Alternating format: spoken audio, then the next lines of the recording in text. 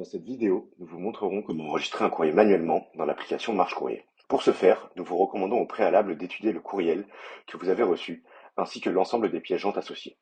Cette réflexion vous permettra de définir le document principal du courrier reçu et d'y associer certaines pièces jointes si nécessaire. Dans un second temps, vous pourrez décider d'inclure certaines pièces jointes, c'est-à-dire garder certaines des pièces jointes qui vous ont été transmises dans le courriel. Dans le cas d'un courriel, il est très important de choisir un document maître qui sera visible sur la partie droite de l'écran d'enregistrement et de définir là où les pièces jointes qui seront associées dans un second temps. Le document maître sera le courrier qui apporte les informations les plus importantes. Cela peut être le courriel lui-même ou l'une des pièces jointes. Deux cas de figure se présentent alors à vous. Dans le premier cas, le courriel est intéressant et est le plus pertinent à mettre en document principal. Pour l'enregistrer, il faudra générer en PDF en passant par le bouton Imprimer depuis votre compte Outlook. Cliquez sur le bouton et générez un PDF avec PDF Creator ou dans l'imprimante Microsoft PDF. Dans le deuxième cas, le courriel n'est pas très intéressant. Cependant, une des pièces jointes est beaucoup plus pertinente à intégrer en document principal. Alors, il vous suffira de la télécharger sur votre poste de travail pour l'ajouter par la suite. Attention, si certaines des pièces jointes sont des pièces bureautiques, c'est-à-dire des documents Word, Writer ou PowerPoint, nous vous recommandons de les convertir en PDF avant de les intégrer dans Marche Courrier.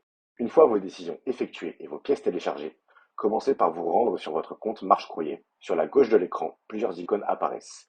Sélectionnez la feuille avec un plus pour accéder à l'écran d'enregistrement manuel. Sur la partie droite de l'écran d'enregistrement, cliquez sur l'option Choisissez un fichier. Vous pourrez ensuite sélectionner votre document principal préalablement enregistré sur votre poste de travail. Pour le remplissage des métadonnées, sur la partie gauche de l'écran, nous vous invitons à consulter la vidéo 5, Comment préqualifier un courrier. Une fois les métadonnées remplies, à ce stade, la seule action possible est l'enregistrement des modifications apportées. Sélectionnez l'action et cliquez sur Valider. Votre courrier sera transféré dans la bannette Mes courriers à enregistrer du groupe rédacteur. Si vous devez enregistrer des pièces jointes à votre courrier comme une image, accédez à votre courrier via la bannette indiquée et cliquez dessus. Ensuite, rendez-vous sur l'onglet Pièces jointes et cliquez sur le bouton Plus. Une nouvelle fenêtre s'ouvre alors où vous pourrez, de la même façon, choisir un fichier pour le téléverser. Dans la partie gauche de la fenêtre, il vous faudra également sélectionner le type de pièce à téléverser. Dans le cas présenté, sélectionnez Pièces jointes et validez. Vous devrez répéter le processus autant de fois que vous aurez de pièces jointes à y ajouter.